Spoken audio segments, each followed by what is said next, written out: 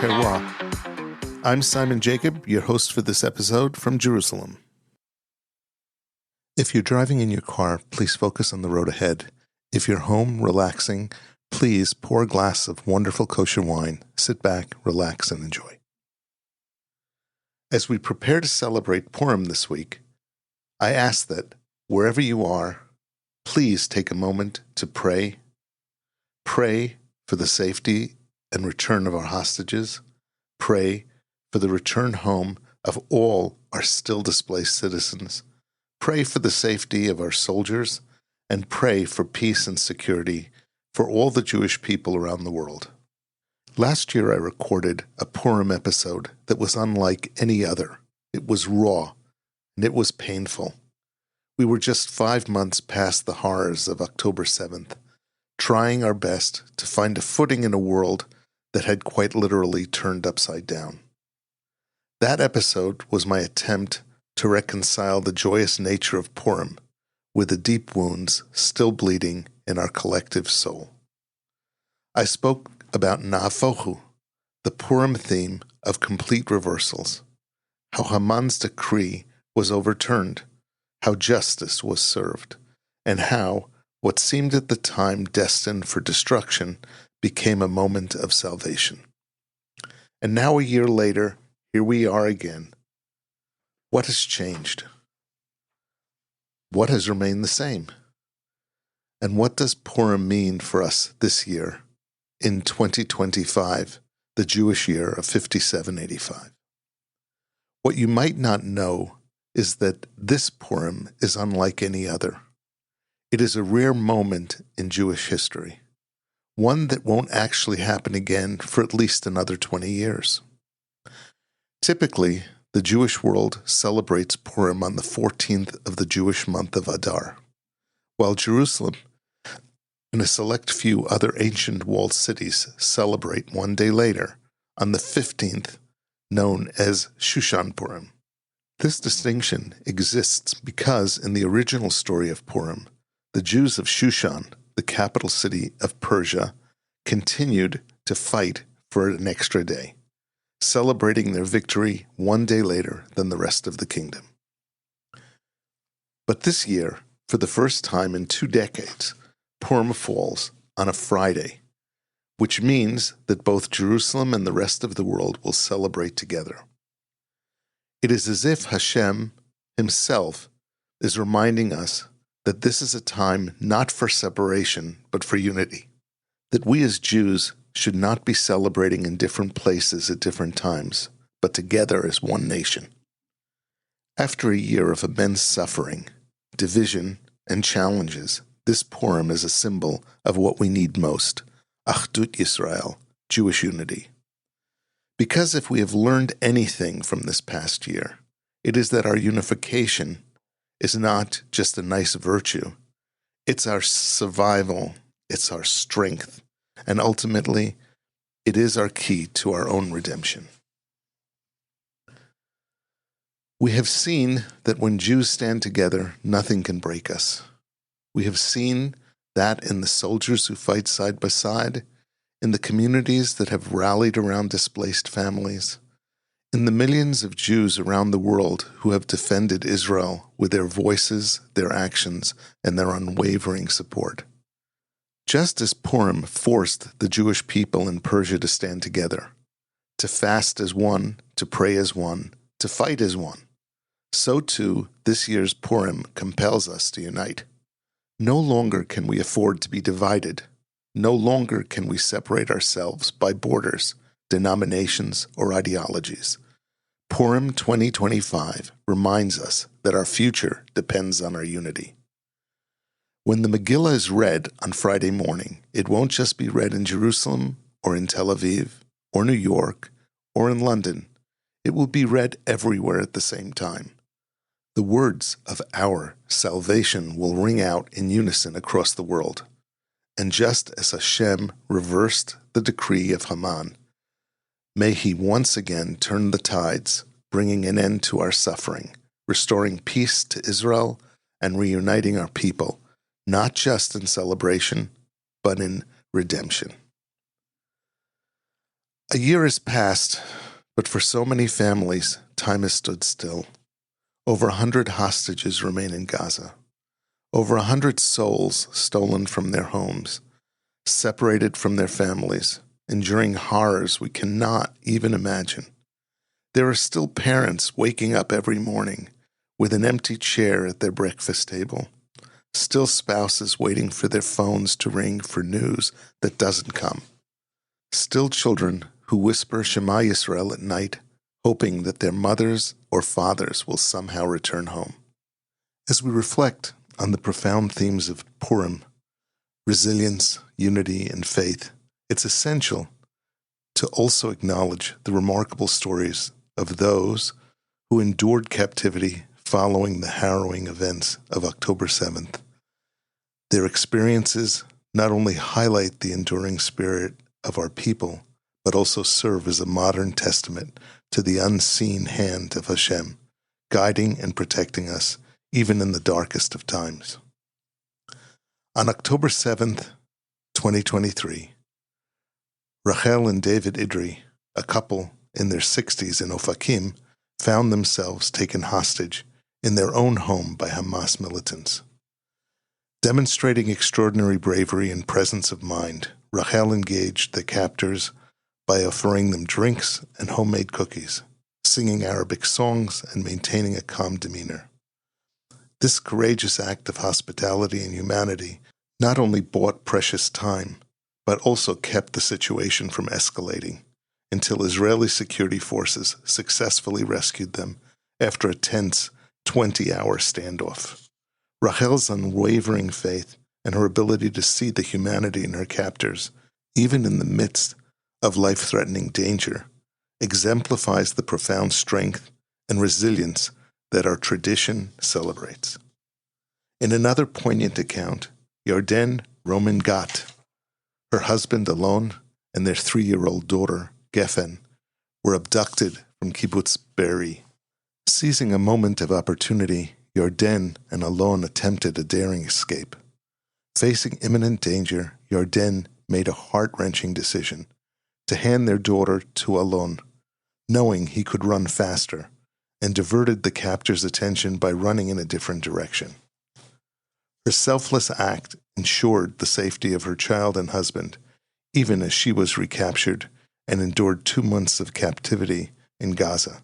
Yarden's story is a powerful testament to the sacrificial love and courage that illuminate our people's narrative. Agam Berger, an Israeli military spotter, was held captive in Gaza for nearly 16 months. Throughout her ordeal, she clung steadfastly to her faith, observing Jewish traditions as best as she could under the circumstances. She marked Hanukkah by lighting a single candle, a simple yet profound act that symbolized hope and resistance against despair. Her unwavering belief in Hashem's presence provided her with the strength to endure the unimaginable hardships of captivity. The recent release of 3 young Israeli women, Romy Gonen, Emily Damari, and Doron Steinbracher, after 15 months of captivity, underscores the power of unity and mutual support. Kidnapped from various locations, including a music festival and their home in Kfar Aza, these women faced the trials of captivity together. Their collective resilience and support for one another during such a harrowing period highlights the strength found in unity, reflecting the Purim story's theme of communal salvation. A year after the devastating attack on kibbutz Be'eri, where over 100 residents were killed and 30 taken hostage, the community's spirit remains unbroken. Survivors, despite enduring profound loss and displacement, are determined to rebuild their lives and community. Their steadfastness and hope amidst ongoing challenges embodies the essence of Na'afohu, the reversal of fortune, and the enduring belief in redemption that Purim signifies. These narratives of faith, sacrifice, and unity serve as contemporary reflections of the Purim story. They remind us that even in the face of adversity, the Jewish spirit remains unyielding, guided by the unwavering belief in Hashem and strengthened by our collective support for one another. In the past year, we have seen the world's reaction to our suffering, and once again, we have witnessed nafohu. We expected the world to condemn terrorism, but instead, they accused Israel. We expected universities, our centers of knowledge, to stand against barbarism, but instead, they gave platforms to those who chant for our destruction. We expected justice, but instead we saw the International Court of Justice question Israel's right to defend itself. And yet, in the face of all of this, we persist. We continue. Following the tragic events of October 7th, Columbia University became a focal point for intense protests and counter-protests. Jewish students reported feeling unsafe, facing harassment, and in some instances being advised to stay off the campus for their safety.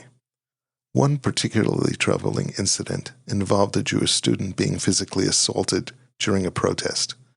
Despite these challenges, Jewish students at Columbia found solace and strength in their community, organizing support networks and advocating for their rights, demonstrating remarkable resilience in the face of adversity.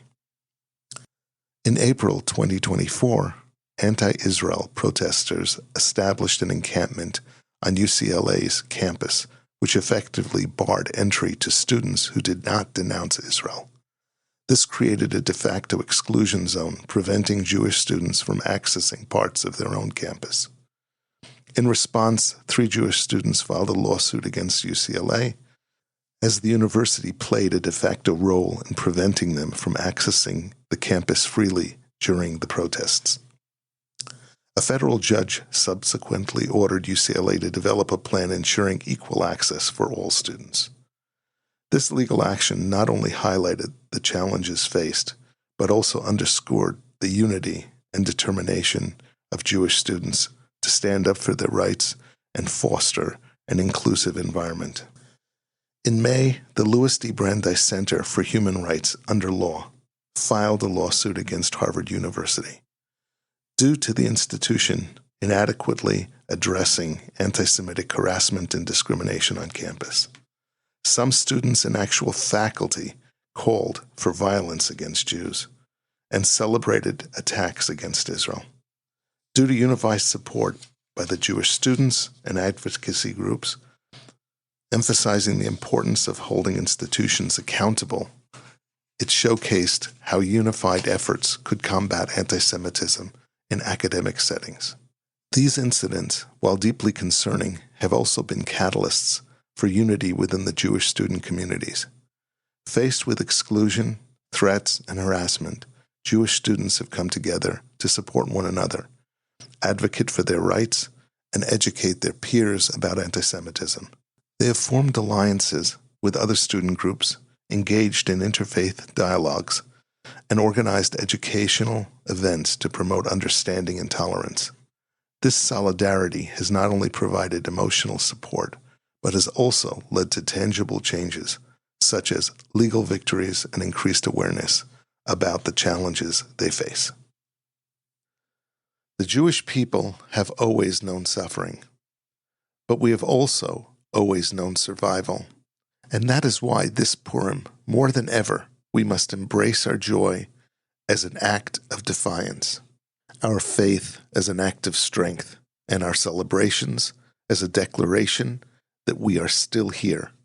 But why would we celebrate, even now? There will be many this year who struggle with the idea of celebrating Purim. How can we drink wine and dance in the streets when our brothers and sisters are still in captivity? How can we feast while the families of fallen soldiers are still sitting Shiva in their hearts? But let me remind you of something profound. Purim was never a holiday of comfortable joy. It was a holiday born from an existential crisis.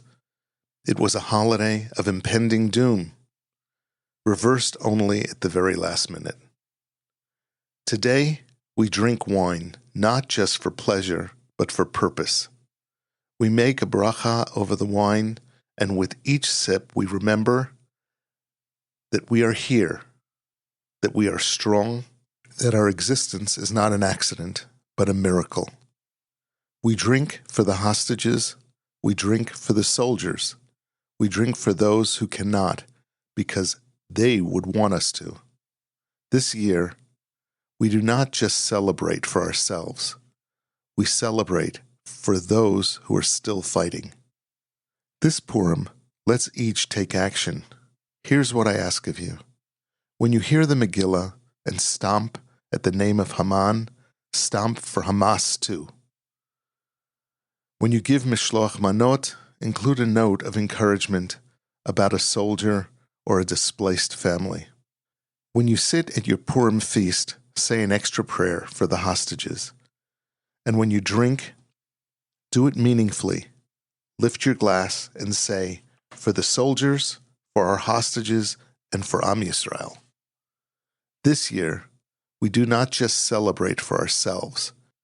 We celebrate because our joy is our strength and our faith is our future. Purim is not just a holiday of the past. It is a prophecy of our future. Just as Mordechai and Esther saw an impossible situation turn into salvation, so too will we. Nahafochu is not just a story, it's a promise. Hashem will overturn the decree. The hostages will return home and justice will prevail. Until then, we hold our heads high, we raise our glasses, and we celebrate with purpose. May you all have an easy and meaningful fast, a Purim filled with strength, hope, joy, and a peaceful Shabbat. As we close out this special Purim episode, I want to take a moment to celebrate something truly remarkable. Our global kosher terroir community. Over the past years, we have grown into something far greater than just a podcast. We are a network of passionate wine lovers, collectors, winemakers, industry leaders, and curious enthusiasts, all united by a shared appreciation for an incredible world of kosher wine. And what better time than this Purim, this rare and extraordinary Purim, when the entire Jewish world is celebrating together, to strengthen our bonds, to raise our glasses as one, and to support the very winemakers and artisans who bring us the richness of our tradition in every bottle. This Purim, I ask you to share this message. Tell your friends, your colleagues, your family, your communities.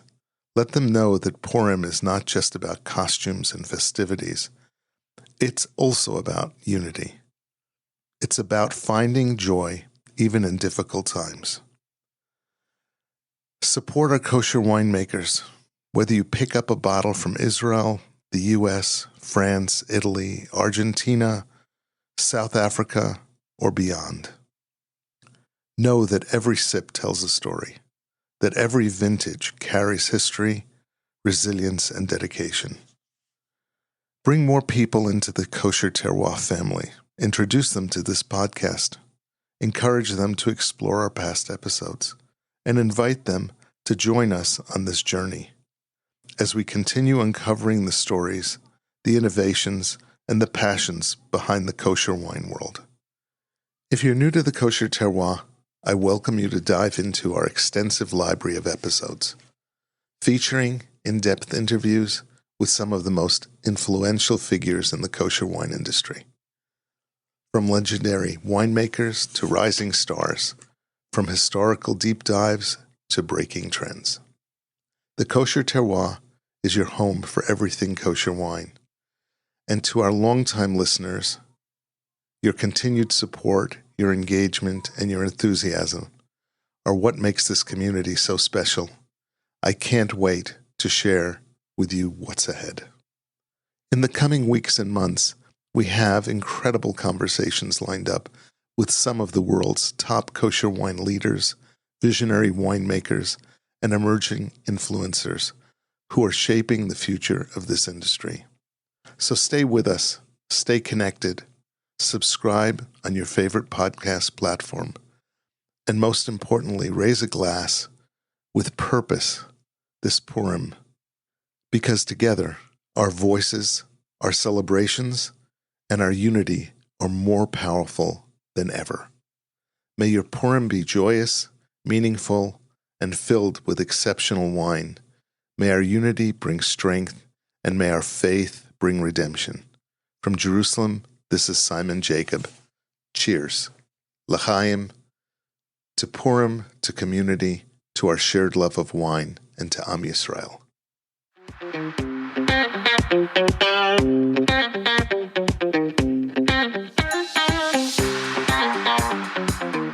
This is Simon Jacob again, your host of today's episode of the Kosher Terroir. I have a personal request. No matter where you are or where you live, please take a moment to pray for our soldiers' safety and the safe and rapid return of our hostages. Please subscribe via your podcast provider to be informed of our new episodes as they are released. If you're new to the Kosher Terroir, please check out our many past episodes.